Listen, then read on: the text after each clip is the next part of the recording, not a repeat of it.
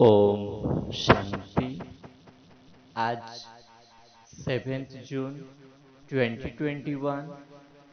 आज के मुरली में मीठे बाबा ने कहा, मीठे बच्चे, अमृत बेला का समय बहुत बहुत अच्छा है। इसलिए सवेरे सवेरे उठकर एकांत में बैठ बाबा से मीठी मीठी बातें करो। अमृत वेला का वायुमंडल बड़ा शुद्ध रहता है, इसलिए साधु संत भक्ति भी सवेरे करते हैं तो बड़ा मजा आएगा। बाबा से मीठी मीठी बातें करने से तो ये ब्रह्मा बाबा भी अपना अनुभव सुनाता है, कैसे कैसे बाबा से बात करते हैं। आप कैसे आकर बाबा हम पतितों को पावन बनाते हो, सारे दुनिया को कैसे पलटा देते हो, बड़ा वंडरफुल है। ऐसे ऐसे बाबा से बात करनी है। फिर बाबा ने कहा, तुम्हारी बुद्धि में ड्रामा की नॉलेज आ जाए तो निरंतर योगी बनने में बहुत मदद मिलेगी। जो कुछ बीता ड्रामा की भाभी जरा भी स्थिति में हलचल न हो, भल कैसी भी परिस्थिति हो, अर्थक्वेक हो जाए, धंधे में घाटा पड़ जाए, लेकिन जरा भी संशय पैदा ना हो, इसको कहते हैं महावीर। तुम्हारे अंदर महावीर पना चाहिए। वो तब आएगा जब बाप की याद में रहेंगे। तो बाबा ने कहा, ड्रामा अनुसार जो कुछ भी हो रहा है वो सब ड्रामा में नोंद है। ड्रामा में जो होना है सो होगा ही।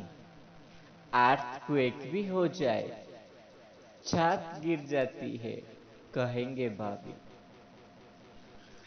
कल्प पहले भी ऐसे हुआ था, इसलिए इसमें जरा भी हिलने की जरूरत ही नहीं है।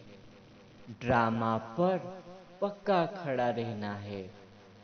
जो ड्रामा को नहीं जानते वो देह को याद कर आंसू बहाते हैं।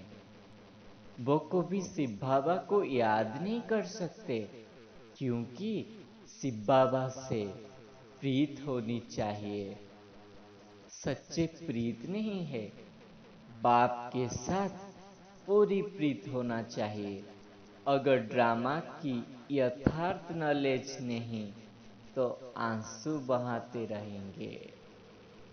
फिर बाबा ने कहा, अब बाप कहते हैं बच्चे और संग तड़, एक बाप संग अपना बुद्धि योग जोड़ो, क्योंकि अब तुम जानते हो पतित दुनिया का अब अंत हो रहा है।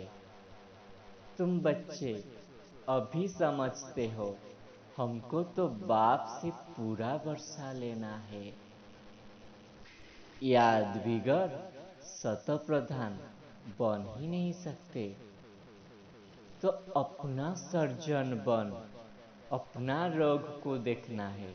तो बाबा कहते हैं खुद सर्जन बनकर अपने को चेक करना है, जांच करना है, श्रीमत पर देखना है हमारी बाप के साथ कितनी प्रीत है। फिर बाबा ने कहा, तुम बुलाते हो हे पतित पावन आओ, अब मैं आया हूं। अब तुम पतितों ने मुझे पुकारा है।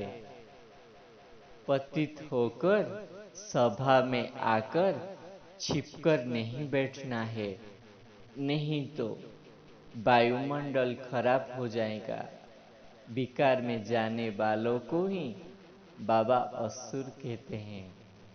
उनके लिए सजा बहुत कड़ी है।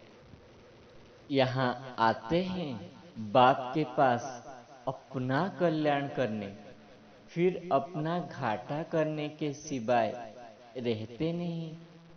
अगर कोई भूल हो जाती है तो फौरन बाप से माफी मांग लेनी चाहिए, नहीं तो वृद्धि को पाते रहेगा और रसातल में चले जाएंगे। ऐसे असुर अमृत छोड़ विष पीते हैं, अपना भी घाटा करते हैं और दूसरों का भी नुकसान करते हैं। तो बाबा ने कहा संपूर्ण पवित्र बनना है, अपवित्र बनकर कभी भी आकर बाबा के पास मुरली नहीं सुनना है। फिर बाबा ने कहा तुम बच्चों को अथाह खुशी होनी चाहिए, बाबा मिला बस, और बाकी क्या चाहिए। अपने बच्चे आदि को जरूर संभालना है, ऐसे नहीं कि बाप आप संभालो, नहीं, गृहस्थ व्यवहार में रहो लेकिन पवित्र बनो। द्रौपदी ने भी इस समय ही पुकारा था ना, यह नंगन करते हैं, यह अभी की सारी बातें हैं। बाबा कहते हैं मीठे बच्चे, अब तुम बच्चों को देह अभिमान को छोड़ना है। यह हमारा सेंटर है, यह इनका सेंटर है, यह सब देह अभिमान है। सब शिव बाबा का सेंटर है ना। ये भी ख्याल नहीं आना चाहिए फलाना हमारे सेंटर पर क्यों नहीं आता है, उनके सेंटर पर आता है। ये सब बाबा का सेंटर है ना। बाबा कहते हैं मौत सामने खड़ा है, इसलिए अपना सब कुछ सफल करो, जिसका भी जो चाहिए। यह रूहानी हॉस्पिटल खोल दो, बहुतों का कल्याण करेंगे तो बहुत ऊंच पद पाएंगे। फिर बाबा ने वरदान में कहा विश्व कल्याणकारी रहमदिल कौन है। निष्काम सेवा द्वारा विश्व का राज्य प्राप्त करने वाले विश्व कल्याणकारी रहमदिल होते हैं। जो निष्काम सेवाधारी है उन्हें कभी यह संकल्प ही नहीं आ सकता कि मैंने इतना किया, मुझे इससे कुछ मान शान व महिमा मिलनी चाहिए। यह भी लेना हुआ। दाता के बच्चे अगर लेने का भी संकल्प करते हैं तो दाता नहीं हुए ना। यह लेना भी देने वालों के आगे सपता नहीं है। जब यह संकल्प समाप्त हो तब विश्व महाराजन का स्टेट्स प्राप्त होगा। तो बाबा ने कहा हमको निष्काम सेवाधारी बनना है, किससे भी कुछ भी नहीं चाहिए। मान शान महिमा ये तो बहुत छोटा चीज है। फिर बाबा ने कहा इससे निष्काम सेवाधारी जो बेहद के बैरागी होते हैं वो ही विश्व कल्याणकारी रहमदिल बनते हैं। फिर बाबा ने स्लोगन में कहा अपनी गलती दूसरे पर लगाना यह भी परचिंतन है।